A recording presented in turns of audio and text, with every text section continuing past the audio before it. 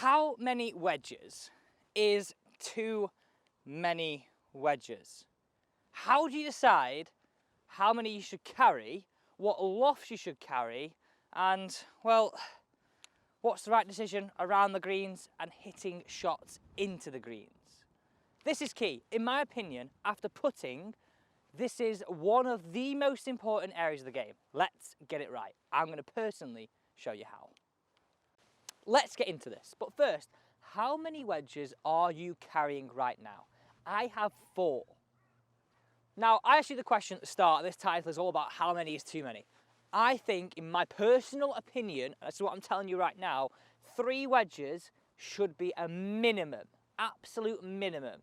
No matter if you're playing a long course or a short course, we're going to need to be good around the greens, either to up and down to save par or to have more options of pitching into the green on shorter golf courses. So that's key. Okay. How do you decide what lofts to use? So, go on Google, good old friend Google. So I would search Ricky Fowler irons. I want to look what loft my pitching wedge is. So I've done this, and I know it's 46 degrees. Because this is how you base these wedges, right? So this is 46.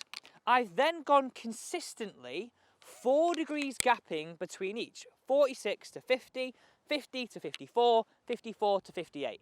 Key for having options around the green, but also absolutely crucial when I'm hitting pitch shots in. I've not got big gaps between yardages. So that is how many you should have and how you choose the correct lofts between each wedge. Let's get into what I use these for and what positions I would use each and every one of these wedges around the greens. Let's look at each club and how I would use them around the greens. Now, we're going to start with pitching wedge, and for me, this goes 125 to 130 yards full.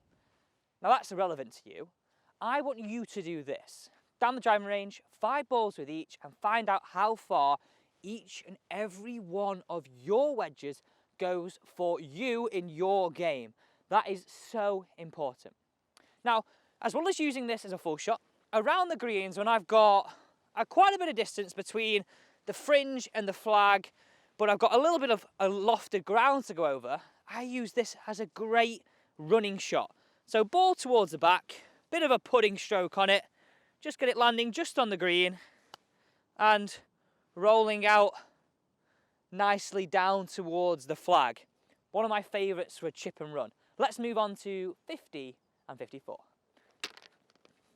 Tried to be really smooth. Don't do that again.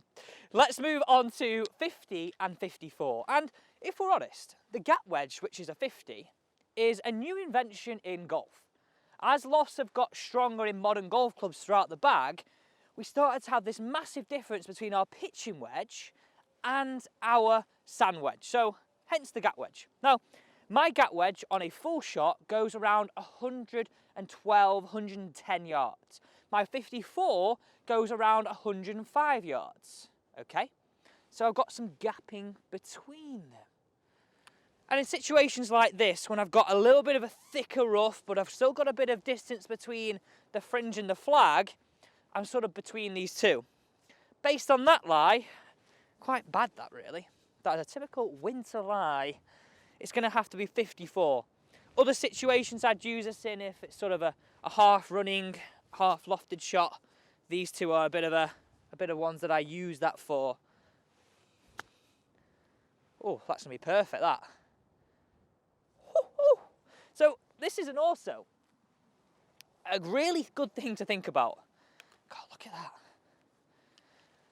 When you play in the winter and you know it's quite quiet, you're on your own Sunday morning, have a few chips around the green. Find out what lies your wedges go from and which ones you prefer playing it from. It's all about exploring this part of the game. Let's move on to the final club, the 58.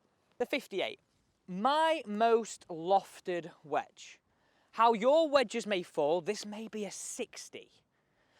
I don't quite like a 60 for one reason really, is I'm not very good on hitting more fuller shots with it.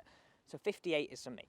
Another thing you might want to take into account is having a high toe sort of version like this, where you can see the grooves go over the entirety of the face, I would definitely recommend whatever brand, something like this in your most lofted wedge. Now, the scenarios I would use this for is in a bunker.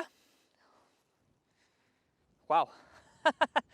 I was hoping it would roll out nicely, that, but it hasn't. I've given myself a fried egg. Or if I'm short-sided, so when I've not got a lot of distance between the fringe and the flag, they're the situations that I would use this in. I've really put myself under pressure here to play a good shot on camera. If I hit the green, I'll be happy. Here we go. So I'd have to really open the face. I'm going to really try and chop down on this golf ball. It's a good job I've got a lot of loft. Here we go. Let's see what happens. Tell you what, I am not unhappy with that. So there we go. How you choose your wedges, how many is too many, how many is too little. You got all the information you need. Thanks so much for watching.